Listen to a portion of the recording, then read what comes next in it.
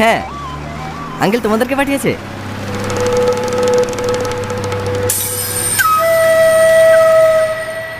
তোমাদের মধ্যে প্রিয়াকে? তোমার নাম প্রিয়া? না না, এই তো প্রিয়া, আপনার হবু বউ।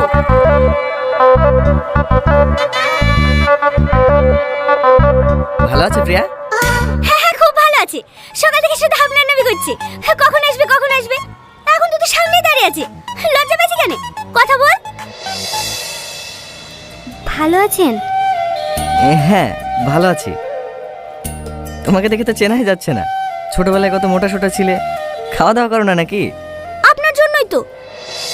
আমি আবার কি করলাম? আজ 15 বছর হয়ে গেল গ্রাম ছেড়ে চলে গেছেন, একদিন ফোন করে খোঁজ নিয়েছেন? যতই ব্যস্ত থাকেন, এখন তো মোবাইলের যুগ, এক কল ফোন তো করতে পারতেন। আসলে ফোন করে লোকে কি ভাববে না ভাববে, আর তাছাড়া প্রিয়ার নাম্বারও আমার কাছে ছিল না। আমার না হয়তো ভুল হয়েছে, প্রিয়া তো ফোন করতে পারতো। জানেনই তো, মেয়েদের বুক ফাটে তো মুখ ফোটে না। আরে ছাড় না, দুলা ভাই তো চলেই এসছে, দুদিন নিজে হাতে খাই দিবে, আবার মোটা হয়ে যাবে। এই চো চো, বাড়িতে সবাই অপেক্ষা করছে,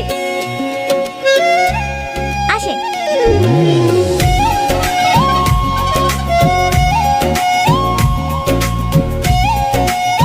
দুলা ভাই, আপনারা দুজন পাশাপাশি বসেন। না না ঠিক আছে। আরে বসেন না।